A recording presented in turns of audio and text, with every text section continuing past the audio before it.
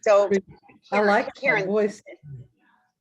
so before we get to the Q&A, we were emailing back and forth, and you were sharing a concern that some of the partners of the addicts who have returned after they've completed Seeking Integrity have shared. So in fact, you were emailing me and saying, they come back and they, seem to be doing good. And then after a short amount of time, they start falling back into their old snarky ways, which is problematic. And so we were kind of emailing back and forth. Can you share what you were sharing with me on the email and kind of what we encourage both partners and addicts as part of the ongoing process, to heal? Okay, so one of the things that Tammy and I have been bouncing back and forth with one another is, and it's not just Seeking Integrity, it's any type of facility or program or whatever for sex, love, relationship type issues that may occur. And please remember that what we see all the time is not just that there's a sex addiction issue. There can be co-occurring issues, cross addiction issues, chemsex issues. There can be trauma issues with the client that goes back their entire life, whether it's a male or female clients. I've worked with males and females, not together, they're always separate, but work with the clients from both sides.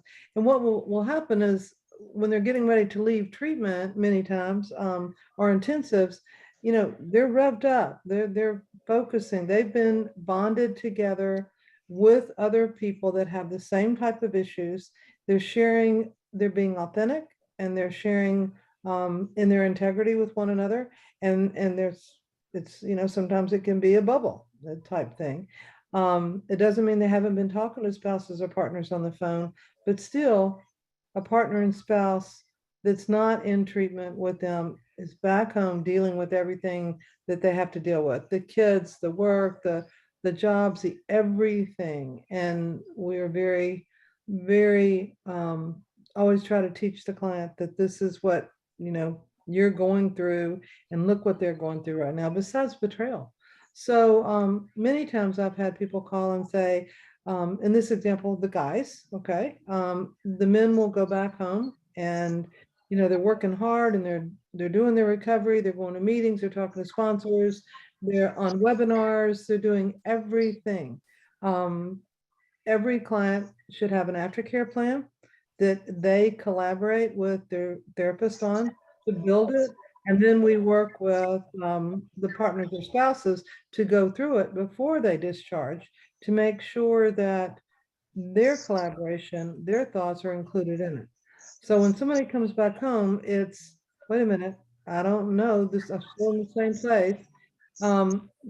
If they have anger issues of any type, it doesn't mean the anger is going to go away. We try to work on that and getting that up and out as much as possible. But also, there's many times that they have not learned how to, what I call, effectively communicate with one another. That means look at me when you talk to me. That means look at me when I'm talking to you. Eye contact is huge. We tell every client, get out of your head. And this is exactly how I put it. Get out of your head, get out of your intellect, get out of who you are as a boss here or this career or whatever, and go to your heart. Your heart will always give you the answers. So they're still in that process of going from here to here. They're given tools, practicing daily in every type of aspect of things. And what we say when I get a call or get something that's going on is, first of all, breathe, slow it down, call a timeout. And I know that may sound, clunky to people, but just to stop and go from your head to your heart, because they're practicing something new. Usually an addictive pattern of behavior like sex addiction is not something that just started yesterday. And I was telling Tammy one day that a doctor told me one time that when you're pregnant and it takes you 9 months to get to where you are, you're not going to just be able to put the same clothes on and go home. So I relate that a lot to just understanding that in my case currently, these gentlemen are working hard to learn and look at their whole life. and to understand how much they have hurt their partner and spouse. So it may take them a few minutes. They may change, they may go up and down a little bit, but if they stay in the recovery process, stay connected with their sponsors, their group meetings, anything that they're doing, then any of that anger or frustration, they can tell the sponsor that they have and talk about it. But it's not always going to be exactly, it's never going to turn into a bed of roses as soon as somebody walks out a door. So that's why I wanted to bring that up. Tammy, is I know people expect things to change. And it also means that a partner or spouse that's been betrayed, you're not past the trauma feeling, the anger, the betrayal, everything. You're not past that at that point in time. It's going to take time to see something change and to trust and to build trust with one another. So it's changing everything that's there. Yeah, and you're right that there's so many, and there's raw feelings, for a partner, and partners have stayed in like their daily for the most part, they're still living the life at the house and whatever. And, he's been off, getting help, and it's intense. And it's not like it's, a spa day. It's a lot, but it's Right. really good stuff, and it helps move things forward. I've had partners say, I can see that he's changing. It's really awkward. And it is, it feels awkward for both of you, because it's like, we've always done these patterns before, but now we're going to try to do something different, but it does take, I love, some of the stuff that we've shared. Chris Snowden has talked about, and I've shared before too, is, the story I'm telling myself. So when somebody gets snarky or whatever, as a partner, it's okay for me to say, the story I'm telling myself when you're snarky with me is that you don't value our relationship. I'm making this up, obviously, but right. The story I'm telling myself is this, and it takes it off. If you're doing this, it's like, this is what I'm experiencing, and not so that the addict, goes, yes, you're right, as part of the gaslighting. But if they're really working on a relationship, it'd be like, no, that's not what I meant to do. And, now I know other people have been able to step in. It feels like like your response had some snark to it. Is there something going on for you? Is there a way, do you need to go, what do you need to do for self-care so that we don't, get at crossroads at each other? So there's so many tools, but I agree that it's, when you just get out of treatment, like, you've been in kind of this, alternate world for a bit, which is good. You need to be out of your routine to get the help, but it isn't, then you go plug back into the same environment. And what do we as humans do? We go back to what we're used to. So if I was snarky and angry before, it's really easy for me to go back to snarky and angry, rather than going, I want to be a different person. That takes constant work. We can get there. I reached out to the alumni not too long ago, and I guess it's longer than I thought it was now, but the stories I'm getting back about, like, they see their family differently. They want to step into that space and be the man that they, always wanted to be, but, because of addiction couldn't. So there's a lot of hope, but this is a journey. Like, I answer emails all the time with people that are like, I want to get this fixed behind me, like whatever, like it's a, do this and then I'm done. And it's not. This is a journey, and every piece of the path, there's other people along the way to help mentor and guide us. But, this is not a one and done type of thing. So, but yeah, so I think both partners and addicts, have a little patience for yourselves. Make sure you're doing the work, like you can't go, well, I went to treatment, so, count me toasty, like it's not it. You got to keep doing it. So, okay, shall we start with some questions? Sure. I'm ready. So the first one is, I am a betrayed partner, husband in recovery for 15 months, and we are learning something new about these issues every day. At first, thought he was struggling with sex addiction. After everything we learned, it seems it may be something else, maybe love addiction. He has identified all the feelings of limerence during his 2 affairs. Is this natural progression with sex addiction? Does it go hand in hand with sex addiction or other issues entirely? Wondering how common this is treatment the same? That's a lot of questions. So thanks for being here.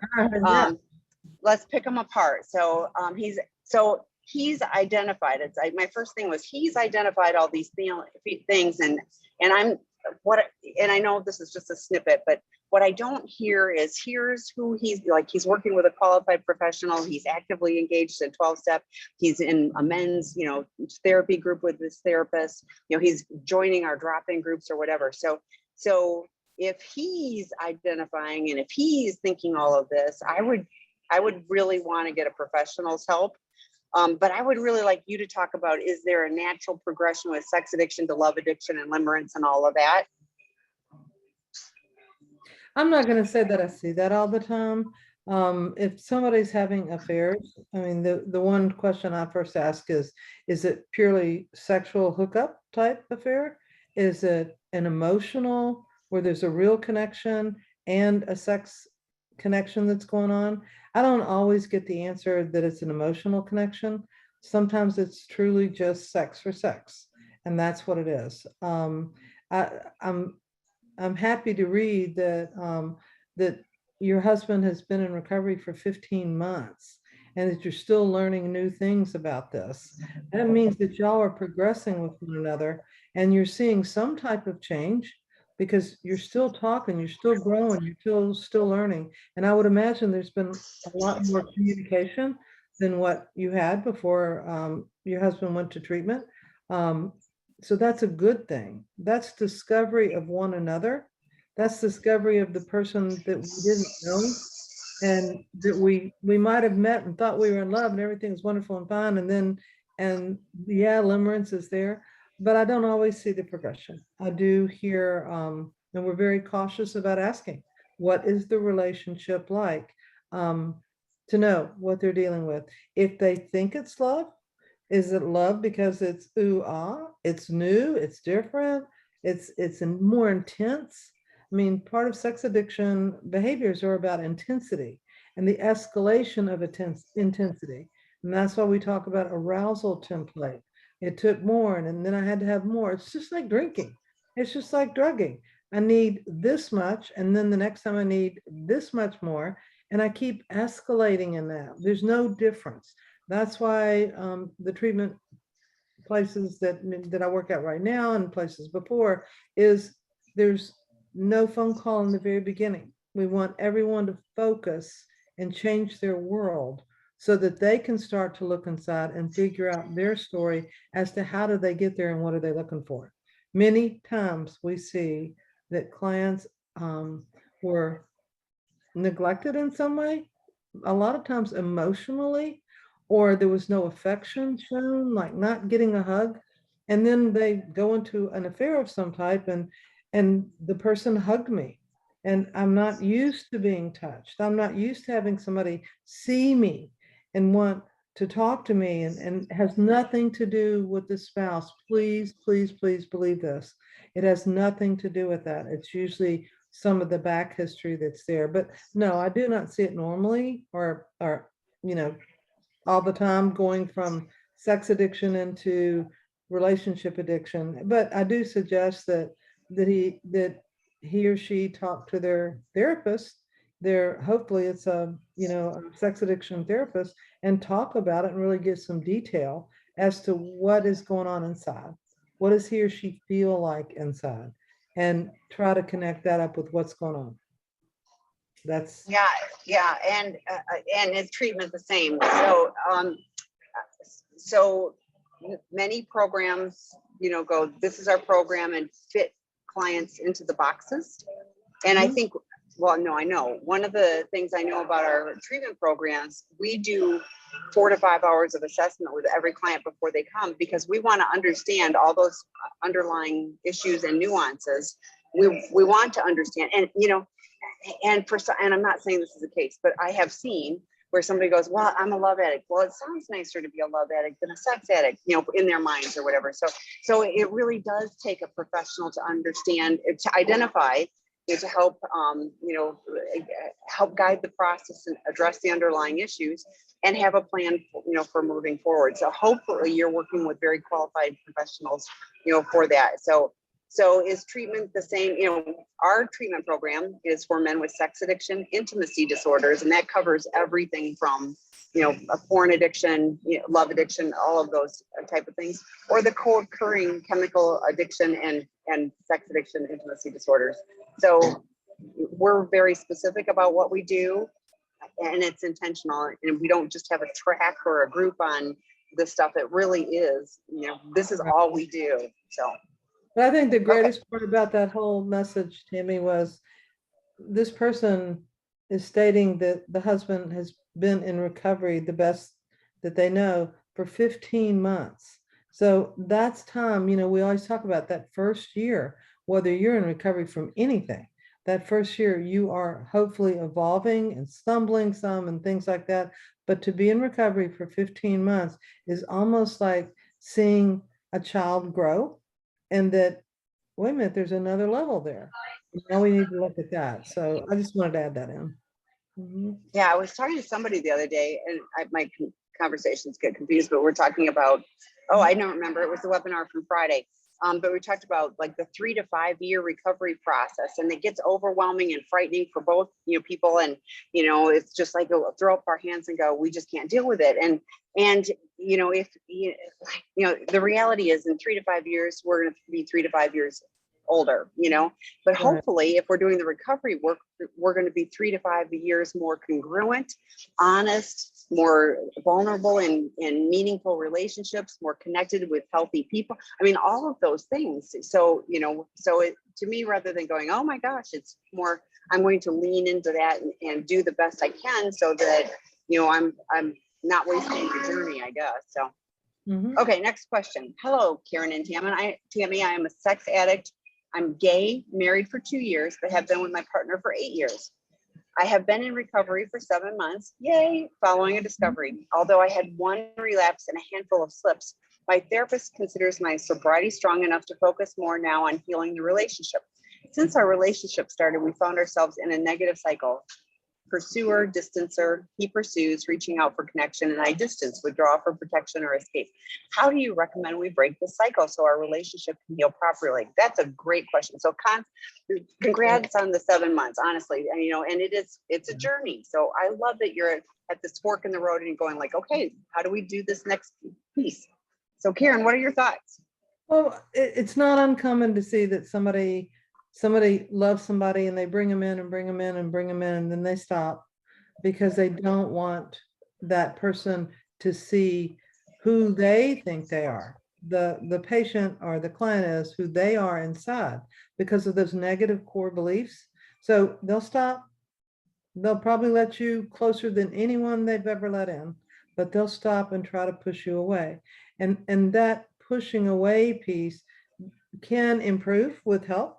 In learning, how do I let somebody slowly come in, and Tammy and I could be together for 8 years and still never let her know who I am inside, because who I think I am is like that monster inside, that really horrible person. I've done some really bad things, and I don't want anybody to see me. I want to be transparent with what I think and what I am learning to feel, but I may not want that person to see me. Or I've seen in some cases when somebody has been abused in some way, that, the whole feeling of I'm not good enough anymore. I've been abused. And if you knew that, would you still love me? So I'm just throwing out some ideas that go around that I see. And I see this with men, women, whatever, because that abuse piece stays a long time. And it's hard to understand somebody can love me after I've been hurt so bad. So I really congratulate you two for being together for so long and actually looking at this and realizing it. And I think it's a good sign that your therapist believes that you're ready to really work on your relationship, because it is work and it's teaching new tools for one another. So way to go. I hope you continue to do that, both of you, and work on that relationship and get the tools you need to have. What you think, Tammy? Yeah, I so resonate with what you're talking about, because I remember, like, if that person really knew who I was, they would hate me, and so that I want you close, but I want you apart, like, and Dr. Rob does the, this, where the come here and push you away.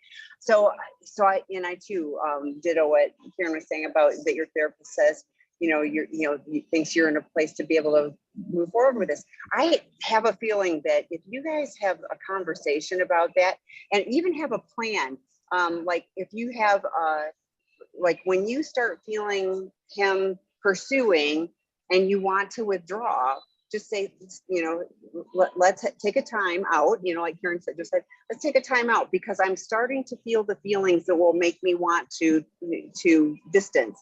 And I don't want to do that. So how can we talk about this in a different way? What's going on for each of us? Right. I mean, it's just being brave and having conversations. And as addicts, we are so not about negative emotions and doing any of that stuff. So just being willing, and you don't have to do it perfectly, but I suspect that your spouse will validate and value that you're not just turning around and hightailing it, that you're going, okay, this is going to be really uncomfortable for me, but I'm willing, to sit, like Karen said, look at each other in the eyes and say, I'm really uncomfortable. I want to be, down the street a mile already. So, but I also want to be connected to you. So how can we do this in a different way? And it may be having a conversation when you're not in the moment and talking about how I feel.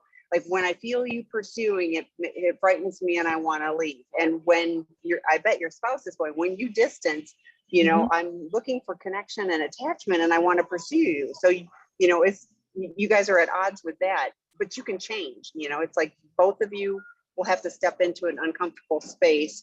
The pursuer going, okay, I'm going to let you step back a step, but don't leave completely, but step back a step. And, I'm going to be willing to stay here and not, run away. So hopefully that's helpful. Yeah.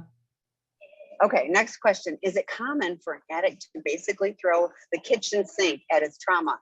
My husband acted out sexually for years before, during, and after our marriage, ate himself 50 pounds heavier. I can so relate to all this. Deceptively used marijuana and alcohol and cigarettes, numbed out to TV for and hours of in the evening watching, numbing out to TV for hours and ended his evening with porn before bed. Much of this information came out during our formal disclosure. Yes, he's in therapy, but this seems like over the top coping to me. Maladaptive coping mechanisms. So is it common? Or am I in the Twilight Zone episode? By the way, I am in therapy as well. So getting support. So great that you guys are both doing that. So yeah. Okay. So, I mentioned a little bit ago that at our treatment program, we do 4 to 5 hours of assessment because we want to understand the underlying issues. And I did this. So I don't want clients to just go, okay, now I'm eating a chocolate cake every night. I mean, I've witnessed it in my 12-step program, people that, quit drinking, and, they gained, a lot of weight or are watching porn or are doing all of those things. But I honestly made up a name. I call this the garbage can numbing out, because I'm going to do whatever I can get. If I can't do this, I'm going to do this one. If I can't do that one, I'm going to do this one. So, but, it's, so for someone like this, having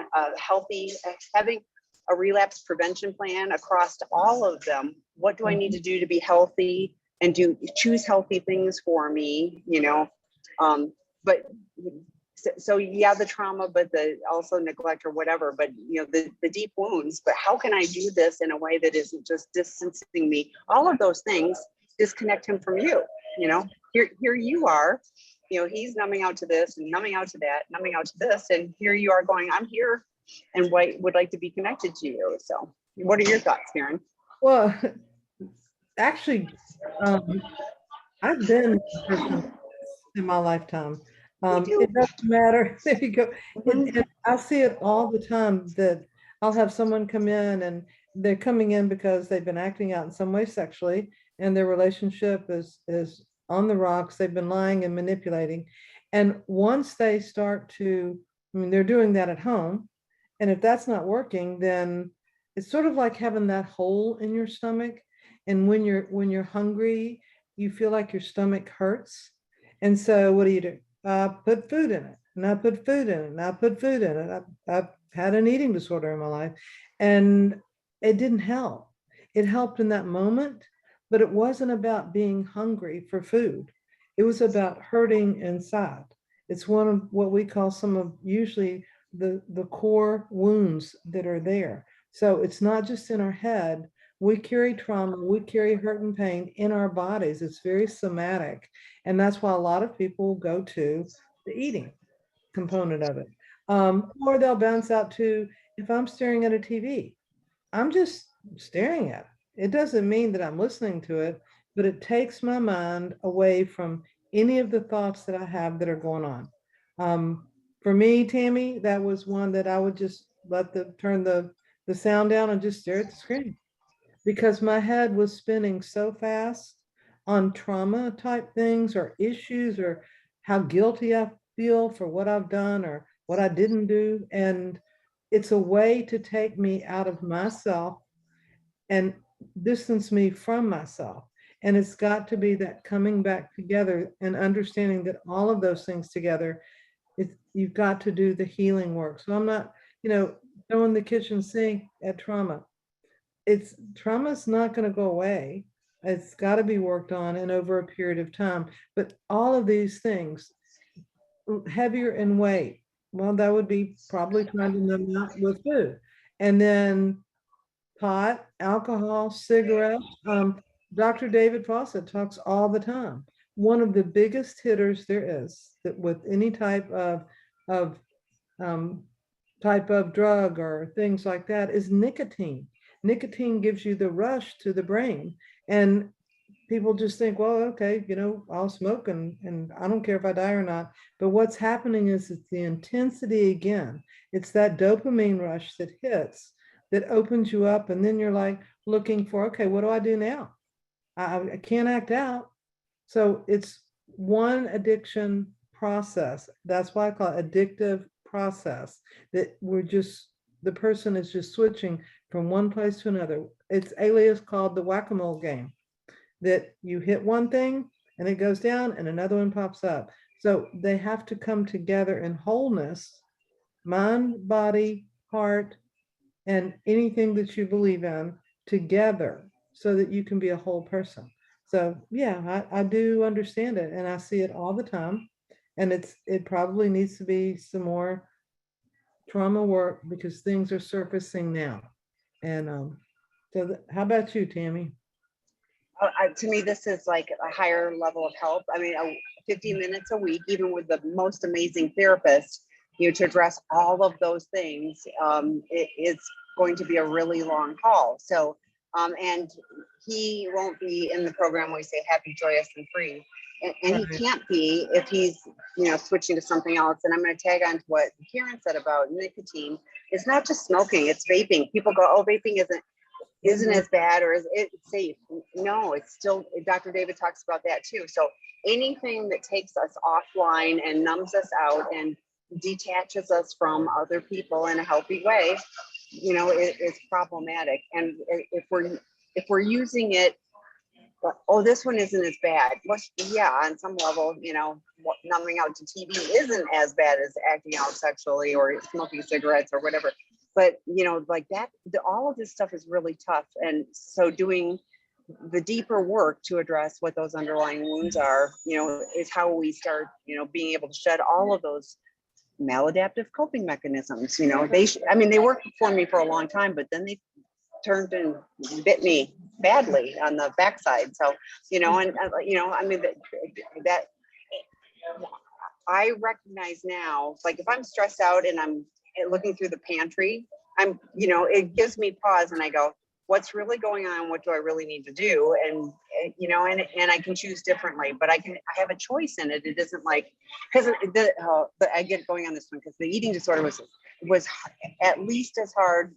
I think it was really harder than, the chemicals and all of that, because food is such a part, and it's like sex and everything else too. And I think that's why I resonate so much with all of this. But like to be able to look at what's really going on, for me, I shared, Troy Love does the amazing attachment wound stuff. It's so helpful for me. And a couple months ago, my abandonment wound got really poked. And to have the language to go, it's my abandonment wound and it doesn't feel good, but it's just, it's my wound. And I don't have to go, clean out the pantry, at which point I'd feel bad about myself too. So, which ends up being that vicious circle. Now I've done that. Now I feel bad about that. So I'm going to go do this to feel better. And now it's just, it's the gerbil hamster or the hamster wheel. Like, So we can do life differently. I hope he gets the necessary help. Yeah, I'm glad you've got support for you. That's amazing. But I hope he gets the help, because living in true recovery, as we will attest, is, is just so worth it. So, mhm. okay. Next question. I'm the betrayed partner of a porn addict. D-Day was 3/5/20. My partner of 11 years is not being open and wanting to be intimate in any way since February of this year. He has done some recovery, but I think something is in disconnect here. He is distant, and I truly believe he isn't acting out except masturbation, but he doesn't want to have sex with me. I feel like I'm not attractive enough. This is not about you. This is not about you. I feel like I'm not attractive enough like the women he constantly watched on porn. Please give me some advice. Thank you for being here. This isn't you. Nothing you did. You could, be the most, goddess person, and it doesn't matter. Scott asked the guys that are in the Sex Addiction 101 work group, or Porn Addiction 101, but with a sex addiction, was your affair partner, as, attractive as your wife? No. Was as smart as your wife? No. As funny as your wife? No. But it really is just like we were talking about the escape and numbing out. So, but Karen, please address, he's done some recovery work, which to me is very suspect, but he's very distant. So can you share? Yeah, well, I mean, I think the wording of this tells a lot. He's done some recovery work. There's not a choice of some. You're either going to work in recovery and make a choice every day to do what it takes to be in recovery, or you're not going to be in recovery. And I'm not judging him. I don't know him, but some recovery concerns me, just that wording. Sometimes he's he's disconnected. Something's disconnected. Well, when you're in an active addiction of some type, not judging, well, your head is not connected to your body. Your head is like over here, and it's just running the show all by itself. What we talk about is how do I reconnect so that I am feeling something, and I can identify that, and I can ask for help with it. And this disconnect we talk about is that's one of the things we work really hard on, is how do you reconnect? Some people have never learned how to do that and stay with your brain, and your brain is going to take you down the road and act out. He's distant, and you believe he isn't acting out except masturbation. Masturbation, it depends on how often. It depends on, I always ask for duration, and is it happening more frequently? Is it longer in time? Don't know if there's any point in there or not, but I'm saying that there's signs based off what I read that the big words of that he's partially in recovery. And against whoever this is, I'm not judging you, but I think you need to ramp it up with your therapist, ramp it up with your sponsor, and have a conversation of what's going on, because there's been a D-Day and there's been time in between. So that's what I think. Yeah, and with the masturbation, and I'm in Starbucks, so I'm gonna try to say it quietly, but here I am. Anyway, so but we have a Porn Addiction 101 work group starting again the week of October 18th. And the thing I thought was, so many people have the fantasy recall, like they don't have to be watching it. He's probably watched this for years. He can pull up images in his head. He doesn't need to. He can say I'm abstinent because I am not, going and looking at that, but it's all in here, So I agree with Karen that particular action is not, that probably is an inner circle behavior. I don't know, I suspect if he's dabbling in recovery work, you're clearly not seeing any positive, nor is he. He's trying to be abstinent, but he's not really doing anything. So he's miserable, and he's making you miserable, as well. So this is not you. I'm glad you're here. There's multiple betrayed partner groups on sexandrelationshiphealing.com every week. So please join all of those. And I would really encourage some boundary setting for you, that I need to see I need to see what your recovery plan is. I want to see what your 3-circle plan is. I want to see, who is his sponsor? What, does he have tracking software on his phones? Yeah, but that porn addiction 101 work group that starts would be a really good foundation piece. You know, And Scott does a when great job with those. does that start, Tammy? The The porn week of October 18th, I don't October remember 18th. which day we're starting that one. We have like 5 new groups Great. starting, so I can't remember, but yeah, it's that week. So I think it's on Thursday, but don't hold. You'll see it on the seekingintegrity.com website. Just below the dune grass, you'll see online lectures and workshops. And speaking of that, the Couples Healing from Betrayal workshop starts this Thursday.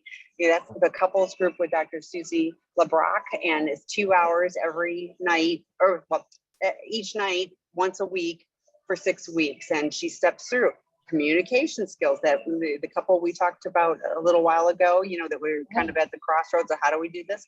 Grieving losses together, what's healthy sexuality. I mean, it's all of those components. We were doing them live in Los Angeles, and then this thing called COVID hit, and we couldn't bring people together, so we changed it to an online. This will be the last offering this year. So if a couple's healing from betrayal workshop, and it's not just for sex addicts, it's, you know, cheating, you know, whatever. So if there's been infidelity and there's betrayal, then, you know, this could be a good fit for you. So check that out. Okay, the next question. My essay is also enmeshed in his NPD mother, narcissistic personality disorder. Yeah, when I compliment him, he rejects my compliments. He reacts when I ask why he rejects me. He says no one ever compliments him and just leaves me dumbfounded as how do I deal with it? Any suggestions? It's like what you were talking about earlier with the I'm not valuable. So that's right. When somebody is narcissistic, what's typically seen, the words of I, me, it's about me first and you're second. And a lot of times when a child grows up and their mother is that way, and we see it a lot, then they're always feeling less than inside. And to have somebody compliment and say, you know, you're an amazing woman, or you're an amazing man, or, you know, you're intelligent, you're beautiful, you're smart, you're whatever it is. This person may not have ever heard that. It may have always been about mom, and that's what we call mom issues, may be all about mom and the smothering that can occur, so that the child is not brought up in an environment where they are embraced for who they are are taught that they are amazing and grow up. So this could be that he really has not heard compliments, and he's not sure how to take them, because he's used to, if you put him down, he's probably used to that. And that would, so it's work that he needs to do to really work with that narcissistic wound that was given to him, was put on him by his mom.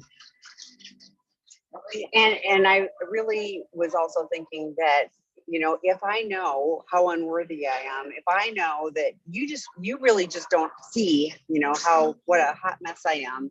And so you're just, you know, like if you really knew, you would never say that compliment. So part of it is, you know, working on, when I was in treatment, my therapist made me look in the mirror and say, you know, I love you and you are worthy. Hard.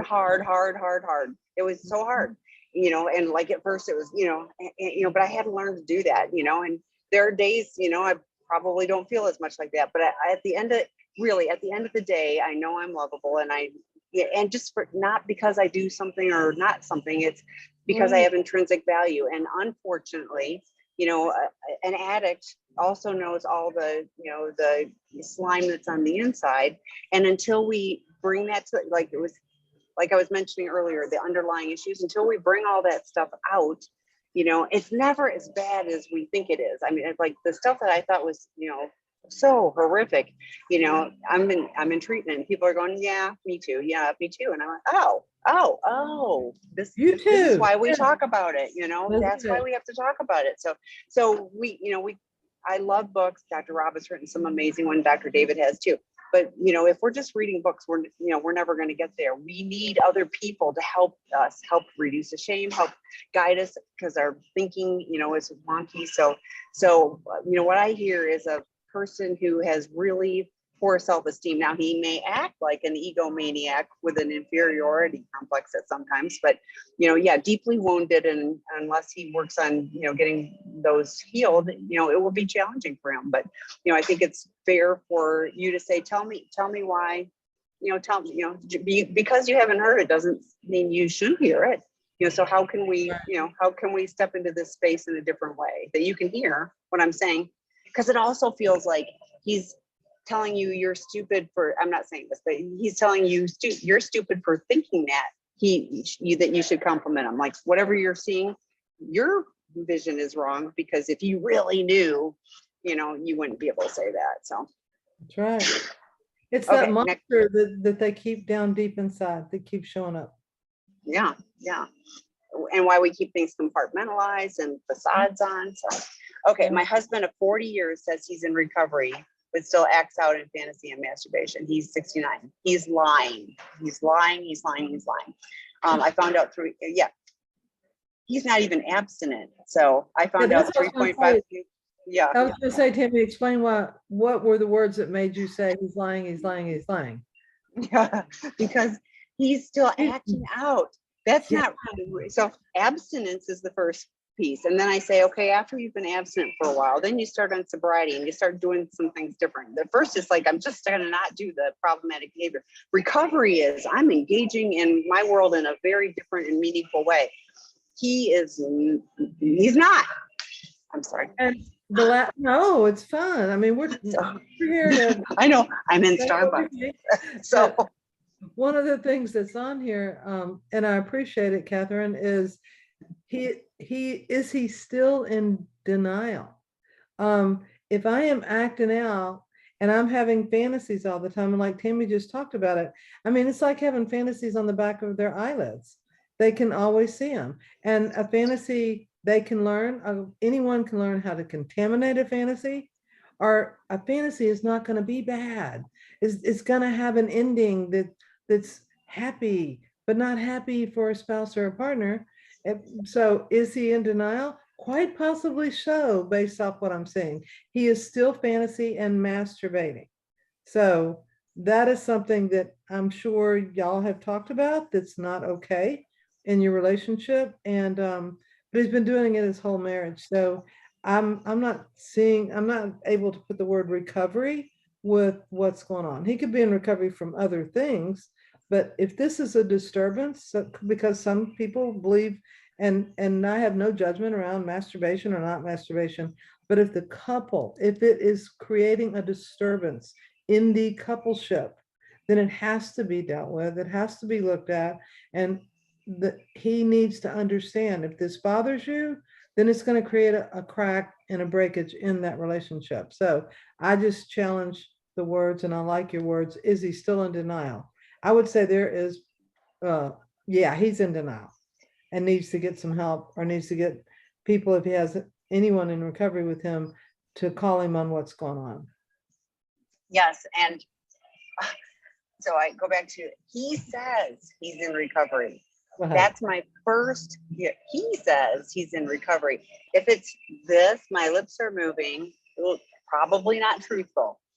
His actions are showing he's different, but it isn't. He's still masturbating and he's angry at you. Those are two really clear signs that things haven't changed. He's so he has not.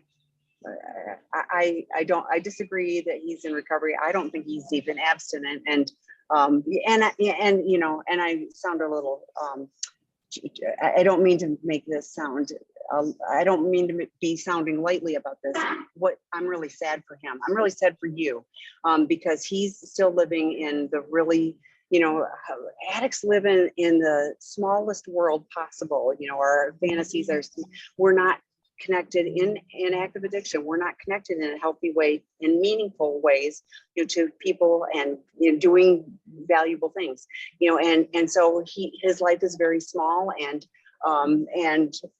I feel sad for you. Hopefully you've got really healthy boundaries for you and are taking care of you, because he's not living in recovery at all, and not even in abstinence. So, and one of the things to add, Timmy, is that, I mean, it's very common that I'm working with people that they may not be doing something else, but they're in fantasy land or oogling land or drooling land, as I call it, all the time.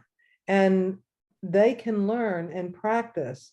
They can say out loud to somebody else, oh, okay, I just did it. And the more they say it out loud to someone else, the more that they are really practicing recovery. So there is work that can be done to help this. And I know many men that are working on this every single day. But it's a process. It's not just going to be over with in a day. So thank you. And if he's not willing to step into the relationship space, that's problematic. You clearly are understandably bothered by, his behavior, and he pushes you away with anger, which is what anger does. I can push you away and keep going back to my little fantasy and masturbation. So, right. Okay, next question. Hello, I am 1.5 years into recovery, and I'm considering your sex addiction or porn addiction 101 course. As part of my recovery work, do I need to figure out if porn addiction or sex addiction is my primary addiction? I have most cravings for porn, chat rooms, OnlyFans, but did have an emotional affair with someone, no in-person meetings. That would be, why don't you eat? So, well, actually, let me take a minute. So the porn addiction is specifically for those people who have only had online, including cam girls, cam boys, but have not had touch. So that might be a better fit for you. You may resonate. Here's the good news. I know how to put people in the other groups. So I've had people in both groups that needed to switch. So I helped them do that. So I, from what you're saying, would definitely try the porn addictions. I think that would be a great start. And if you go, this is not quite resonating for me, then the facilitator will know how to have me help you out and switch to the other one. But with what you're sharing, I suspect that's the right move. So, and this is one of the type of questions that, it's difficult to really give a lot of guidance on our direction on just what's here. And a lot of times, just calling in and having a conversation where things can be explained more. There's a lot of different people. Tami is the best one in the world to call and say, okay, this is what's really going on, so that some questions can be asked to help you get into the first right program, even though there may be a second right program. So yeah, and really no harm, no foul. In this particular case, I'm reading that it is online, and it specifically says no in-person meeting. So that to me would, lean towards the porn addiction. If there were in person, if there were, again, it's, just not a big deal to switch it if you land in the wrong one. And it's not even the wrong one. You'll get good information the first, you'll go to the first one and then go, So, again, we've got the couples group starting this weekend or this week on Thursday. But we also have some new drop-in groups on sexandrelationshiphealing.com, including Dr. David's chemsex group is starting tomorrow night. He was on In the Rooms, and it got moved to Sex and Relationship Healing. So check that out. We've got a new one for men tomorrow morning, Path with Joe Savidra, and then Path, it's internal family systems work. Heather is doing one for partners on Wednesday morning. So those are just a few things. So check all of those out. I'm sure I'm forgetting something, but okay. Next question. Is it common for sex addicts to not want to have sex with people they love? Wow. I would really like to know more about this question. If someone's a sex addict and they don't want to have sex with someone they love, then is it a relationship that they're in, but they're acting out so much, their intensity is more towards sex? It's a little bit confusing for me, because I can say I love you and I can go and act out. I can say I love you and I'm sorry that I've hurt you, and I want to be in a relationship and really, really work on this so that I'm not looking to act out. So Tami, I struggle a little bit with this question because it's for all sex addicts. Not all, no. Mother and mesh men, I think it happens a lot. Yeah. So yeah. this is whoever I'm talking to, this would really be a very important one to probably sit down with the CSAT therapist, that CSAT therapist, certified sex addiction therapist, and really go through what's going on. What is the deal with having sex with somebody, but not able to have sex with the person that they love?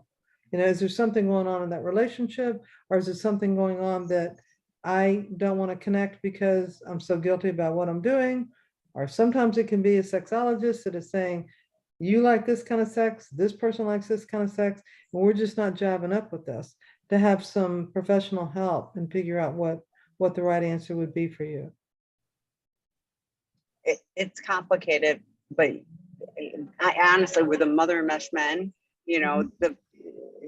there's so much challenge and guilt and everything else that I suspect. I mean, that's the first thing that came to my mind was, I wonder about that. But getting qualified help, like I said, we do 4 to 5 hours of assessment before clients come to us. We want to understand the underlying issues. A good, well-trained therapist can help unpack what's really going on so that they can help guide you. So, but to me, I was like, oh, I wonder if it's fear. I wonder if it's, like being vulnerable with somebody. I really care about this person. And what happens if they reject me? So fear of a rejection, where if it's transactional sex, I'm paying for it. They're going to do whatever it is, that I'm going to ask them to do. So there's no fear of, not performance issues, whatever. So there's so much. Get some good help and insights on that. So, Gotcha. Okay, next question. Do some people not go through or not intense limerence or the strong infatuation part of a relationship the way people describe it? I don't think I ever felt that way. Does trauma affect the ability to feel that way? I went through a lot of neglect as a child and had issues building close relationships and had commitment issues when I used to date. Please be willing to date again. Okay. I'm sorry. Go ahead. Yeah. And I mean, this is a perfect case presentation of somebody that wants to get some help, that needs to look at their trauma, because like I said, trauma can be, especially if it's physical, emotional, or sexual abuse, then it's hard to be able to move past that and really be in a connected relationship with someone else, because there's always that fear lingering back there. That I've had women especially tell me that, this happened to me when I was a kid, so I felt like I was always trash. I was always garbage. I would never be able to heal from this. And there's so much fear as if the person that I love finds out, will they want me? So it's just stay away. I don't want to get hurt. But don't be alone. Take the chance. Take the chance to get some help and look at what's really going on. It's well worth it to find and to learn how to find the right person, but to get past you so that you're open and like we say, free from anything that's happened in your past. But it takes a while. Neglect is horrible. And it keeps you away from, not asking for what I need or taking care of someone else all the time, where I abandon myself. Again, Tammy, there we go. Abandonment and attachment issues. And those are usually what occurs in childhood. So Troy Love does an amazing, amazing workshop on that. And it's beautiful to see how he does it and what he explains and things like that. So that may be something to, to look at to see how you fit into there. And you mentioned neglect, and Dr. Enid Gray wrote a great book called Neglect the Silent Abuser. And she has a webinar too. If you email me, Tami, Tami at seekingintegrity.com, I'll send you the link to that. She also did a podcast with Dr. Rob on sex and relationship healing.com. So check those out. But she talks about how neglect, and it isn't just like the child protective services neglect. It can be, parents, like the person that wrote earlier, whose mother was narcissistic personality disorder. That, Dr. Rob wrote, about his own childhood and how his parents didn't have the bandwidth, didn't have the capacity to be there and be emotionally secure. So all of those things are true. But it doesn't mean we can't learn, you know, and having the ability to identify some of those things so that we know what we want to go work on. But I also am wondering, like, do you have a good circle of friends? Or, I mean, like, are you able to make other connections, even if it isn't in a romantic way? So I'd be really interested. I'm hopeful that you do have, you know, that you are engaging in activities you love, you know, and meeting people that you like, and then developing a posse that can help you date would be really good. But yeah, so I hope you come back and tell us I'm dating, you know, in the next few months. So, And I'm worth okay. it. I deserve Yes, yes, it. you do. So the next question is, what about an SA husband does indeed involve the partner? Oh, what about when the SA husband does indeed involve the partner? He gave me one of his longtime sex partners access to all my apps. She sent my screenshot showing my SAH as her emergency contact. She continues to delete my emails and photos, etc., in spite of the new Apple ID, etc. Unfortunately, he was back in contact with her and others shortly after treatment. It denies what's black and white on his phone bill. So that is one of those. You know, I would absolutely I would be getting legal help with that, because if I mean, I don't even know, because if he gave your stuff, you may be able to file against him, because, you know, he gave away your protected, you know, I mean, to me, it's identity theft kind of. So I would check into your legal rights and see what you need to do to legally separate yourself from him and the betrayal. So, but get good support for you too, because, you know, that, yeah, that's very hurtful. So, okay. Yeah.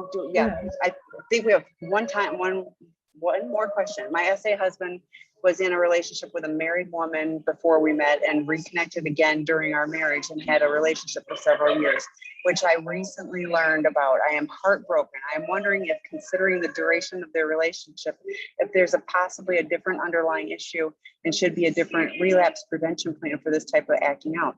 My husband attended SILA and didn't hear anything particular about this recovery work needed for dealing with this nature of acting out. So. Okay, so it says relationship with the married woman. Okay. Before we met and reconnected, I've seen that many times. Again, during our marriage, and had a relationship for several years, which I recently learned about. I'm hoping learned about it through a disclosure process. That's really important, everyone, that you don't just let your partner or spouse blurt something out, because that can be really unsafe and damaging. Needs to be in a real disclosure process. Wondering if, considering the duration of the relationship, possible different underlying issues. My first guess is that this person is still active in an addiction. You know, the recovery work around this means that if I am married to you and I'm making a commitment to a monogamous relationship with you, and I start acting out, well, that's cheating on you, that's betraying you, that's all the different words you've heard about. If the person is going back and reconnecting with an old partner, then that's betrayal all over again. It means that, is there any other type of recovery work needed? Yes, if he has relapsed, because going back to a different person is a relapse. Is that how you read it, Tammy? Well, yeah, it's like I'm a little confused, because as my husband attended our program, and the partner did not hear anything particular about the recovery work needed for dealing with the nature of acting out. You know, it isn't, I mean, that's just one piece. Like anything that's probably, you know, the inner circle, it would be, you know, if he connects with this person, like, and to me, and I don't know if his middle circle would be reaching out to her. That might even be an inner circle. I don't know. I don't know what you know, what all there is, but it isn't like an inner circle isn't just about specific people. You know, it's about all the problematic behaviors, you know, and so so I think I'm a little confused about, you know, this specific, like, this is an affair partner. It is absolutely an affair partner, and we deal with affair partners, unfortunately, all the time. You know, so that would be an affair partner, whether she's married or not. Often they are, and it's devastating to that affair partner's family too. So there's a whole complex thing. But your SA husband, has his outer circle, his middle circle, his inner circle. And if he's, contacting a former affair partner, to me, that would be a slip at best, a relapse probably. So, so while I And hear you on saying any you haven't aftercare, heard about that, go ahead. on any aftercare plan, there's always a place where it's looking at, what do I do if I've had a slip? What do I do if I've had a relapse? Who do I contact? Who do I tell? I would wonder if your husband has reached out to tell anybody, hey, this is what I'm doing. Probably not if he's acting out, but that's why it's there, because some people do have a slip. Some people are going to relapse, but it doesn't mean they have to stay in that mode. It's up to them to stand up and choose recovery and go forward. But that definitely would be something to reach out to. They always have an aftercare plan with them. I know when it's Sila and many other places, so that they've got something to go by. And also, I would hope that your husband is seeing a therapist, since it hasn't been, this has gone on for quite a while, that he's actually seeing an aftercare therapist, which would have been recommended.